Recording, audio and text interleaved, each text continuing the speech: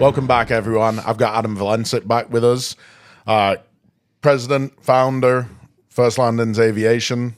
Thank you very much for everything you do for the channel and for me. Yeah, you're welcome. Today, we're going to talk about Mosaic. The final rulings come out, right? Yeah, as of the 22nd of July. With what I understand, limited, you can get into the nitty-gritty of it a little bit more than I can. Potentially, we First Landings are right back in business for doing LSA, light sport pilots, as well as everything else that First Landings does. That's the crux of it. But the rule overall, what got published the 22nd, is some 750 pages long. Yeah.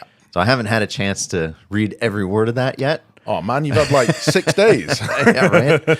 But there's some big highlights that, we're going to be back in the light sport or sport pilot business. Right. Because our current fleet, according to what I've read so far in Mosaic, meets those rules.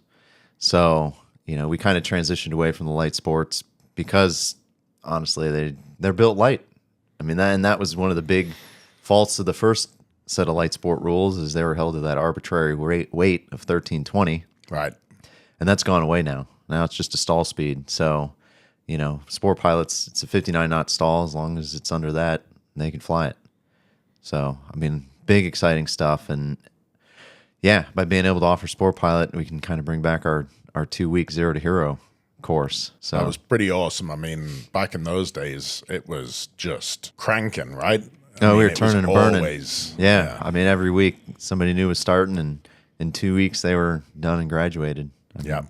We did, I think, at our peak, we were doing something like 15% of all the sport pilots in the nation were coming through here and getting certified. And that brings back obviously the possibility for light sport instructors as well, right? It does. And we've talked about that with both Andrew Barton and Cody Barber with how they did it.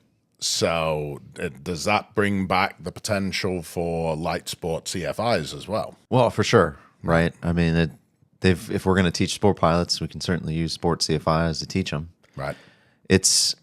We'll see what the demand is. Right. I mean, everybody's been waiting, 5+ years for Mosaic to come out.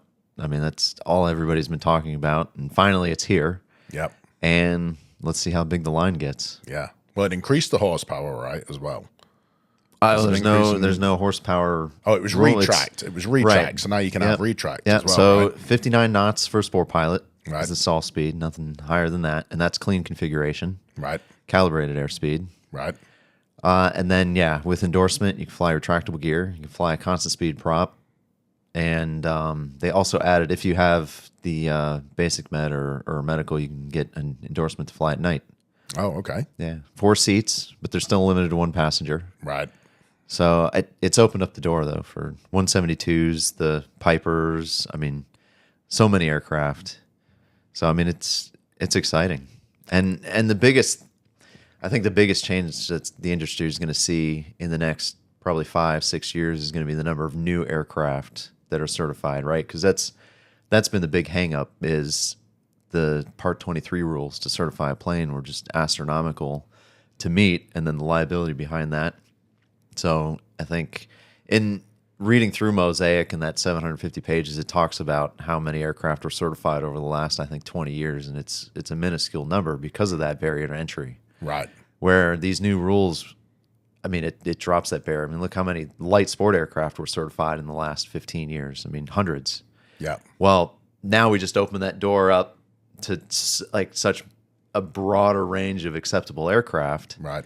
That, I mean, Piper honestly should be releasing an Archer or a new Cadet or whatever that meets the light sport certified rules. Right. Essentially, they're 100i, but a light sport aircraft. Right. So I think it'll open up the doors that the next 5-10 years, and we're going to see 100 new aircraft designs that are faster, safer, better. They've got parachutes or whatever, because they don't have that weight requirement now to meet. Do you think it's going to help with used plane values that would also possibly fall inside of what LSA would be considered? Well, if you look at what happened when Sport Pilot first came out, all those aircraft jumped in price. Right. I mean, all the Luscombs, the Piper Cubs, the Champs, everything that met a Sport Pilot rule back when that rule came out in the early 2000s jumped in value because suddenly you had all these people going, oh, I can fly without a medical now. I got a driver's license. Let me go buy a plane. Yeah. I imagine the same thing's happening now with these new rules as they come into effect. It's going to open up the door to now I can fly a Cessna and, Piper Cherokee. Yeah. And yeah, we're going to go out and buy them, and everybody's going to be looking for them on the market until these new certified planes come out that meet these rules. And then you've always been kind of a mover and a shaker inside of the industry, especially in the Orlando area, right? I mean, LSA, 2009, you started the company. 15% of the nation's sport pilots were trained through this school.